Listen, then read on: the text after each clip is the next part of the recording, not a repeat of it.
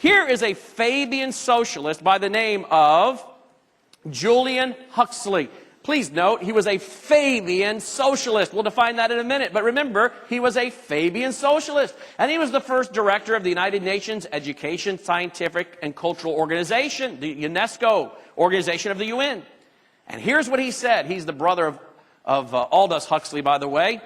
And Julian said, at the moment, two opposing philosophies of life confront each other. You may categorize the two philosophies as supernationalism, or as individualism versus collectivism, or as capitalism versus what?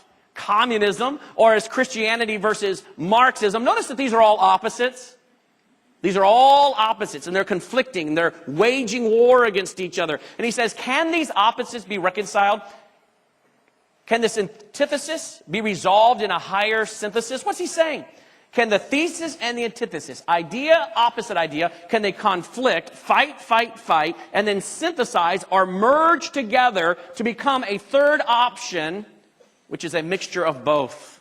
And today, one of the people who's running around promoting this is Tony Blair and Bill Clinton, and they have held conferences together here in America called The Third Way. Why third way? Thesis and antithesis, idea, opposite idea. Doesn't matter what it is. Capitalism versus socialism, Christianity versus Marxism. It doesn't really matter. It could be biblical Christianity versus Marxism, merge them together, and what do you end up with? A liberation theology, no longer biblical. You could merge together things like Christianity and Islam, try to merge those together, and you end up with a false religion, but people are trying to do it. And now, guess what they call themselves? A Messianic Muslim. No joke. A Messianic Muslim. So that's that religious syncretism, that opposites coming together through the Hegelian dialectic process. And Julian Huxley says this must happen through what? The dialectic of evolution, the Hegelian dialectic process. Now, why is it called the Hegelian dialectic process? It's named after a German philosopher by the name of George Hegel.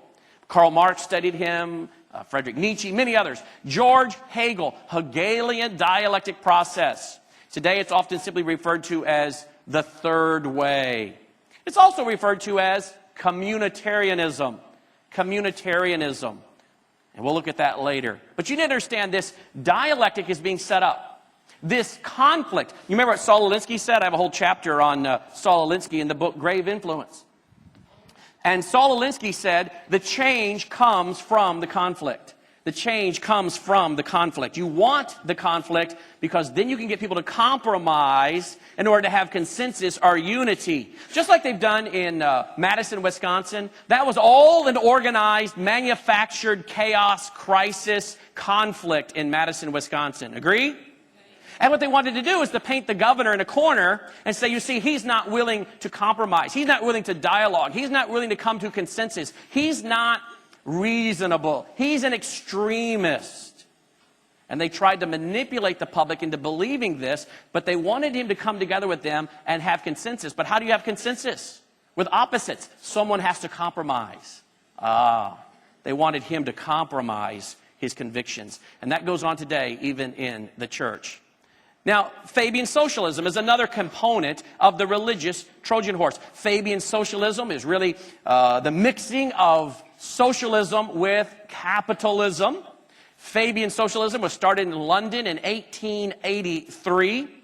And the end game of a Fabian socialist is global governance. Fabians want socialism by evolution, not revolution. Fabian socialists want socialism by evolution, not revolution, over time. But their end game is a global government, global governance, a new world order. We'll see that clearly in just a second.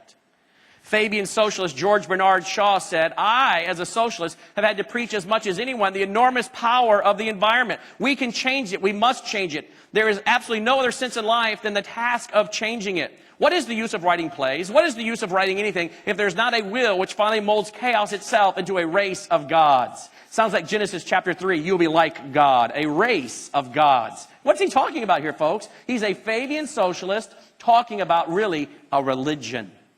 A religion. Here's H.G. Wells, another Fabian socialist.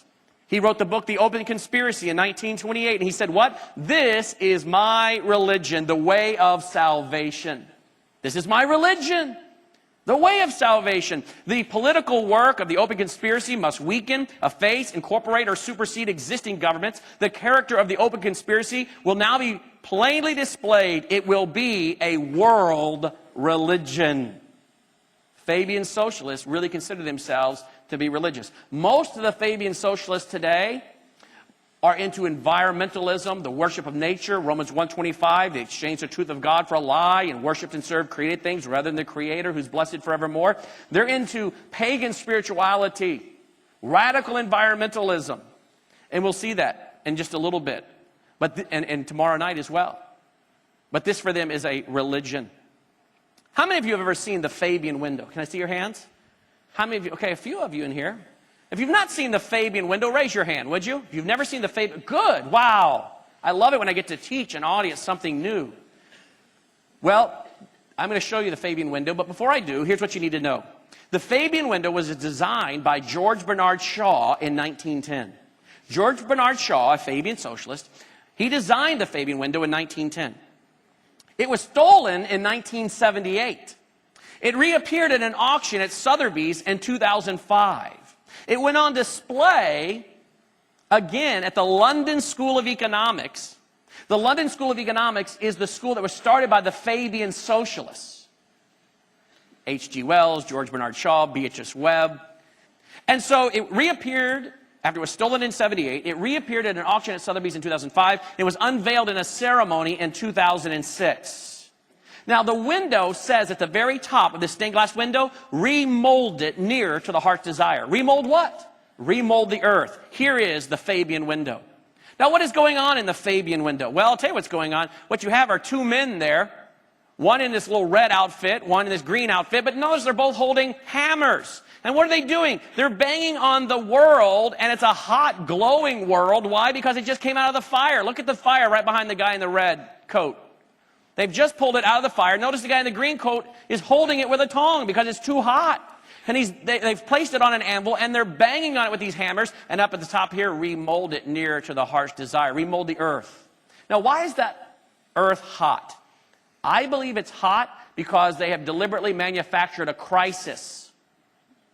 The hot fire represents a crisis, and they can now remold it because of the crisis.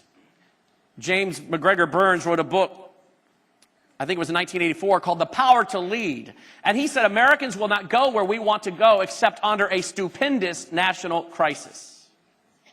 A manufactured crisis. And I believe they've done that largely with the central banks of the world. The central banks of the world using Keynesian economics. John Maynard Keynes was a Fabian socialist. John Maynard Keynes, his particular depravity was the molestation of little boys. John Maynard Keynes hated Christians. John Maynard Keynes is the one who was responsible for the Depression being longer and deeper by saying when there's an economic slowdown, the government becomes the primary spender, the primary employer. John Maynard Keynes said, as a Fabian socialist, we can implement socialism by stealing the majority of the people's wealth by a continuous process of inflation. And not one man in a million will know what we're doing. Now, what is this little sign right behind the guy in the red coat? What's that say? Well, it's hard for you to see, but let me tell you what it says. It says, pray devoutly, hammer stoutly. Pray devoutly, hammer stoutly. Can you believe that? That is, pray devoutly, hammer stoutly. That's religious symbolism. It's a religion. Remember, this is my religion, he said. One of the Fabian socialists we just looked at. What's going on down here? Fabian socialists are kneeling and praying. What are they kneeling and praying to? A stack of books. What are the stack of books? Actually, those are books and essays. Fabian books and Fabian essays. And they're kneeling and praying to their own stack of books of Fabian books and essays. The most shocking, however, is this little symbol that's right above the earth, the hot earth, that little symbol. What is that? Let's go to another slide where I've blown it up for you to see. It's a wolf in sheep's clothing. It is a wolf in sheep's clothing. They know exactly what they're doing, folks, as they co-opt the church. Jesus said in Matthew chapter 7, beware of false prophets who come to you in sheep's clothing, looking like Christians, sounding like Christians, but inwardly they are ravenous wolves. You'll know them by their fruit. What fruit? Their doctrinal fruit. Here's Here is Tony Blair unveiling the Fabian window and giving a speech, the keynote speech in 2006. And by the way, here is what Tony Blair said. He said, despite all the very obvious differences in policy and attitude and positioning, a lot of the values that the Fabians and George Bernard Shaw stood for would be very recognizable, at least I hope they would, in today's Labor Party.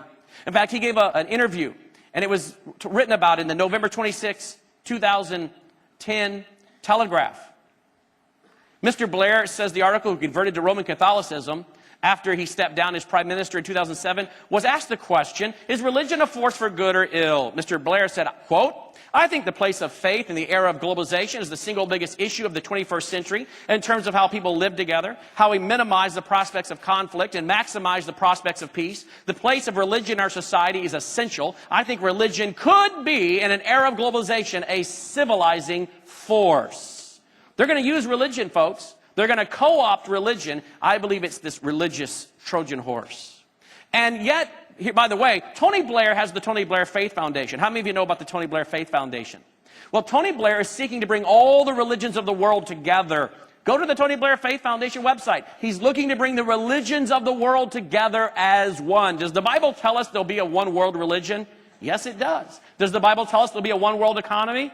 Yes, it does. What do Fabians want? A one world economy, global governance, a one world religion. Tony Blair wants as a Fabian. The Bible says there'll be a one world religion, a one world economy, a one world government, and eventually a one world leader. And Fabians are helping to lead the way. But not just Fabians. There's also another group of people who embrace Fabian socialism, but we don't call them Fabians because they don't belong to the Fabian Socialist Society. What they are called are communitarians. Communitarianism. A communitarian and a Fabian socialist are really the same thing. Bill Clinton is a communitarian. He just doesn't belong to the Fabian Socialist Society, but it's really the same thing. You understand what I'm saying? And guess who sits on the board of the Tony Blair Faith Foundation? Rick Warren. Rick Warren sits on the board of the Tony Blair Faith Foundation, and on his own website, that of Tony Blair, I cut and pasted this, where Rick Warren said, I honestly don't know of anyone better suited for this challenge. It's why I agreed to serve on the advisory board. The Tony Blair Faith Foundation's potential for doing good is staggering. By the way, you say, well, that Rick Warren, he just got off base after he wrote Purpose-Driven Life. No. Have you read Purpose-Driven Life? He quotes in his book, Rick Warren, Purpose-Driven Life, positively no less than 3 Fabian socialists. You know what Rick Warren is, don't you? He's a communitarian. We'll get into that more tomorrow. Rick Warren, by the way, is also a member of the Council on Foreign Relations. How many of you know about the Council on Foreign Relations? Started in 1921, largely with the help of the Rockefellers. That group, in 1921, the Council on Foreign Relations, it got started, and that same group helped start the United Nations in 1945. The Council on Foreign Relations is totally about giving us world government. Read their own writings, read their own regular periodicals. In fact, isn't it interesting that Dr. Dennis Cuddy, one of my friends who's a researcher, has said that the Council on Foreign Relations was started in part by some of the Fabian socialists. Some of those from the Fabian Socialist Society helped start the Council on Foreign Relations here in America. And yet you have all these guys belonging like Rick Warren and others. Oh, by the way, Richard Land of the Southern Baptist is also a member of the Council on Foreign Relations.